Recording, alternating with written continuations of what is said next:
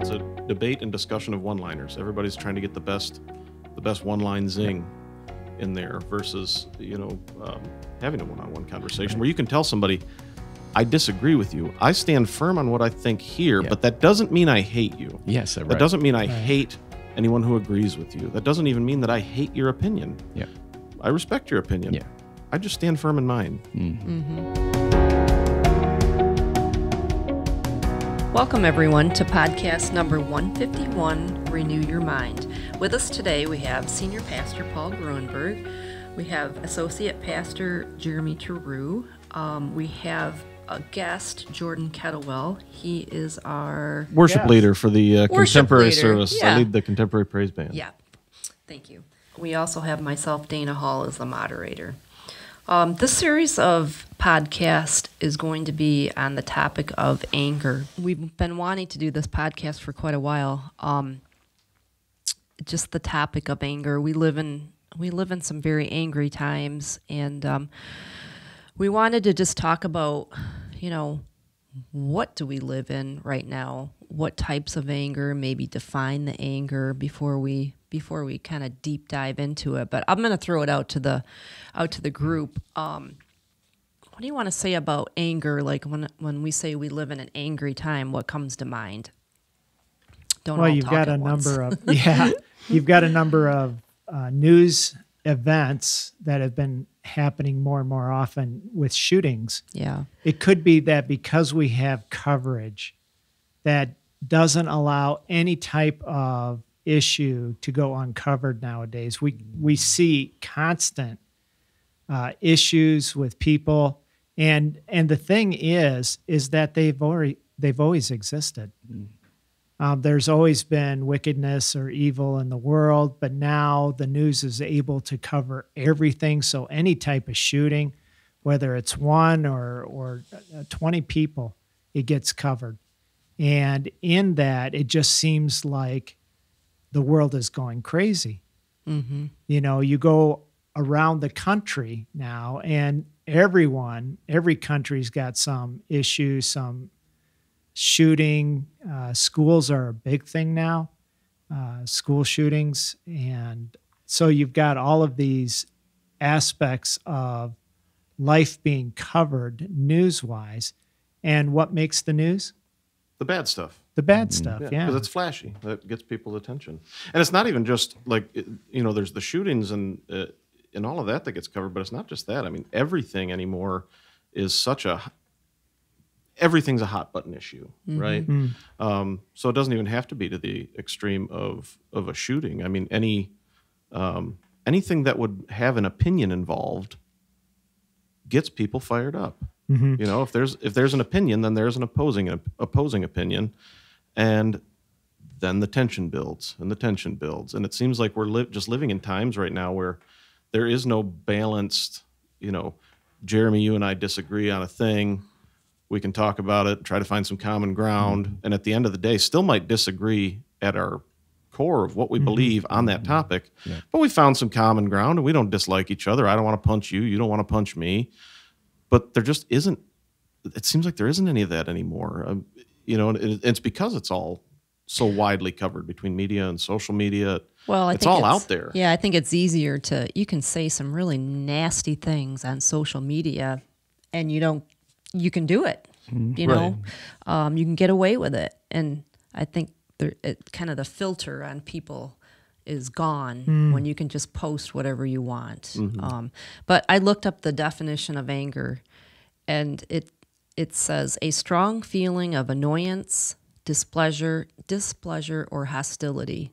I was thinking anger of hostility, but a strong feeling of annoyance. I mean, how many times do you get angry during the day? Right. So that breaks down to there's several different aspects of anger. When I think angry, if my kids ask me, like, are you mad? Sometimes, yeah. Most of the time, no. I might just be slightly displeased or frustrated. Annoyed. Yeah. But there's all these different aspects of it. So, like, anger is really, at its core, like, true anger is like a very deep feeling And it typically is something that like you care deeply about and you've been wronged in some way. And so you're angry. But then there's also the annoyance. Like annoyance is a whole different thing. Annoyance is just, there could be something like, Dana, there's something about your personality that just doesn't jive with mine. And when you do this particular thing, it annoys me, right? Like some people get annoyed by the sound of, chewing on fingernails or whatever. Like that's annoyance. That's not, anger is much deeper than that, but annoyance is part of it. And then there's also just frustration and all these different aspects. And I guess for the purpose of this podcast series, I guess it'd be beneficial to identify which ones we really need to look out for, because is annoyance really all that bad? I mean, I could be annoyed by somebody, but also love them. I mean, I would imagine to anybody that's married and has children, they know how to love somebody with every fiber of their being and also be deeply annoyed by them. You know what I mean? I'm just putting it out there. You guys know me. I'm going to throw it out there, but it's the truth. But that's. Well, I think that's interesting because occasional annoyance is okay. But what if you're annoyed all the time? Right. Those people that are annoyed at everything. And I think that I'm not sure that's a good way to live. Well, and that goes to typically like that a person is internally struggling with something. So being annoyed with something that somebody does, I think is pretty normal. We've all got little, idiosyncrasies that we don't like in other people and that other people don't like in us, and that's just human nature. But when you're annoyed by everything all the time and everybody all the time, and you're in that state of just irritability, that means there's something deep in you that's broken, and needs to be acknowledged and noticed and fixed. Yeah, I think it's like Pastor Paul said earlier. Anger itself is not a new thing. It could be manifesting through different channels and means, like through social media and different means of technology and news and things like that. But anger, misplaced, anger, hostility is definitely a part of the fallen human condition since, the fall of man. And I was just thinking of the time of Noah when God went to destroy the entire earth by flood. Besides Noah and his family, he did that because humanity was so wicked. And he said that the thoughts and intents of their hearts are only wicked all the time. So you have to imagine anger and hostility was a big part of that wickedness. So it's not a new problem, although it can spread and manifest in different means based on what we have available to us. Yeah.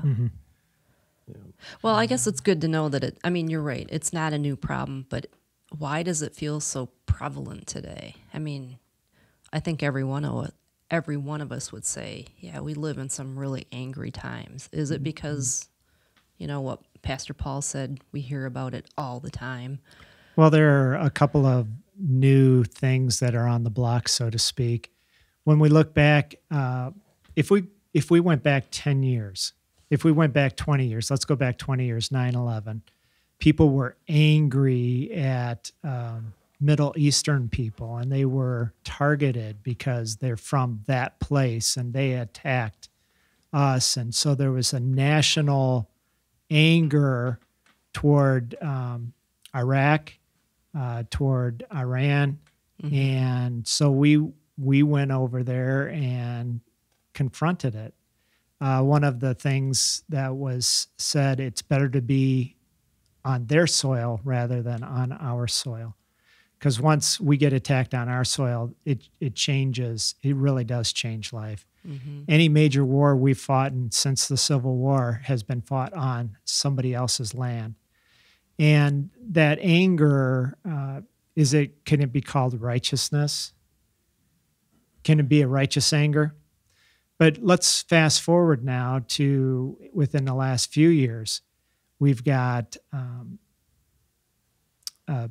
Black Lives Matter or Blue Lives Matter, and all of a sudden you can't say anything without being wrong. Woke, CRT, all of that stuff is just stirring the pot to where and I'm not kidding, I was in a class, and this came up, and I was told that I was racist because I'm an old white man. Well, I'm not that old, but white privilege, and all of a sudden it's like, what did I do wrong? Mm-hmm. I've never had I'm a calm guy. I'm pretty easygoing, and that all of a sudden that attack on all of one race or all of one gender, we've got stuff that's doesn't matter what you say. The woke community, you shouldn't have said that. You get that on social media. There's just a constant hypervigilance of being careful what you say, because people are just angry. And I don't think it's, when I think of Gaylord, I don't see that in Gaylord. But if you go to the city, if you go to the political powers, Lansing or Washington or any state capital, I'm sure there's always somebody there fighting for some right or something. And it just is this prevalence of anger at society, at specific people, at, ethnicity, those kinds of things. Mm-hmm. Yeah, I really think there's a spirit of offense over the land. Mm-hmm. Everything is causing offensiveness to so many. And if there's something, if truth comes and the truth doesn't line up with that person's version of the truth, they're offended. There's an offense, and the reaction is to lash out in anger, verbally or otherwise. Oh, it is. And I went to it was a businessman pastors event with the Alliance Defense Fund and also Colson Center. And they're talking about the right to speak. We have some freedoms in this country that are just amazing. And the right to speak is important. And right now there's this movement that you can't say that, you can't say that, that's racist. That's, all of a sudden everything you say is coming against some specific group, and you can't say that. And the Alliance Defense Fund is saying, there's an element in the United States that wants to hinder free speech, that wants to cut you off so that you can't say anything. Now, with speech comes responsibility. Mm-hmm. We have to be responsible with what we say. But one of the blessings of this country is you can speak your mind. Mm-hmm. And, I may not like what someone has to say. I may not like the way the language comes across, especially when they take Jesus' name in vain or God's name in vain. It just bothers me. But that's the world we live in. Mm-hmm. And that's unfortunate. But there's a group somewhere that's going to be offended by this podcast already. Mm-hmm. But I'm sure we've touched on several subjects that would send people through the roof already. I'm sorry, Dana. I was going to say, I just find it interesting because I always want to hear kind of both sides. Mm-hmm. I mean, just the curiosity in me, I just want to hear about it instead of instantly getting angry and shutting off the conversation. So to me, I think it's kind of odd. Why wouldn't we want to talk about things so I can understand where you're coming from or where I'm coming from? I don't know if there's just less people like that. Well, isn't it the tolerance of intolerance? So we have become tolerant of intolerance. In other words, we've become so intolerant at everything. There's no tolerance left. So we become tolerant of intolerance. Intolerance, yeah. And it's But sad. How do you educate? How do you learn about things if you don't hear? Well, it starts in the home. Well, and it so always starts in the home. And I agree. That's where it all, like in the home and even out of the home with interpersonal relationships, one-on-one relationships. Like that's where we can find common ground when we're not sending a message through Facebook, Instagram, Twitter, TikTok and you're hiding behind the safety of your keyboard or your phone. Absolutely. Those interpersonal relationships. When I can talk to you one-on-one, I'm much less likely to try to say something that's going to hurt you or upset you because I can see you. I can see your face. Right. I can look at your eyes. If I say something that hurts, I can see the pain in your face, Yeah. right? And we're less likely to make that jump in person. So the only place for this to get fixed really is for everybody on an individual level. And this is very pie in the sky, utopian thought, but for everybody on an individual level to just chill out. Just stop being upset about everything. Get to know the people that are around you. Yeah. And talk to the people that are around you and actually try to care. Because what's really what I've seen, and this kind of goes to, Dana, what you were talking about, is like, how did we get here? It's not something that just happens all at once. It was over the course of a lot of years. But it really does get to the point where nobody even wants to hear each other. Nobody wants to hear the other side anymore. And it really is understandable, not to say that it's right, but it's understandable with where we are as a culture, because when certain things become so extreme, like when this opinion is so extreme on this side, then at some point you just get tired of hearing it. You don't want to hear anything about it anymore. So if you're on this side of it, just like, nah, I don't want to talk about that. I don't want to hear about it, because it's all gotten so heated and so extreme, and it's this, and that's a two-way street. So if somebody is on this side of whatever topic and it's that extreme, you're naturally, if you disagree, you're going to seem like you're extreme on the other side. So this person doesn't want to hear you either. And it's created such a horrific divide. And it's not just culturally and politics and, certain parts of the city are this or certain parts of the state are this. I mean, it's happening within friendships and families and within churches, within, that's right. I mean, everywhere. And until we can actually break that down and talk to each other one-on-one like people and actually care about what that other person is feeling and thinking, we can never get past it. Yeah, I think you're right on, Jordan. I mean, if you can imagine a scenario, say you have a Democrat and a Republican who are arguing over an issue, do you think firing Twitter messages back and forth or sitting down face-to-face and having coffee together and talking, which scenario do you think would be more likely to produce a common ground and an understanding? That's the news clip mentality, right? Yeah. If I can get a quip out there that'll make the news, then I've made my point. But that's not building relationships, which is what you're referring to. Yeah, it's relationship building. And then you have much less of a chance of a misunderstanding in communication when you're face to face. You can say, "Oh, well, actually, what I really meant was this," not this. How do you do that when you're just blasting out things on social media? Right.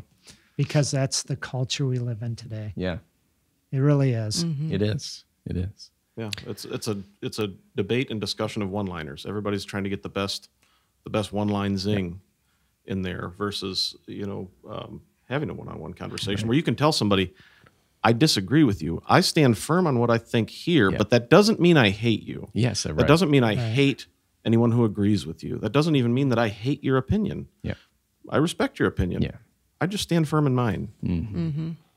And I love you anyway. Yeah. All right, I think we'll wrap it up right there. In our next podcast, we're going to delve into what does the Bible say about anger, and then talk more about maybe types of anger as well. So we thank everybody that joined us today to kick off this anger podcast series. We come to you from the First United Methodist Church. We're located on 215 South Center Street in Gaylord, Michigan. We have a traditional service on Sunday at 9 a.m. and a contemporary at 10:45 a.m. And we'd love to have you join us in person. If you can't come in person, you can also follow us on Facebook or YouTube. And if you have any questions, feel free to call the church at 989-732-5380 or visit our website. And we're just really glad you joined us today. Thank you.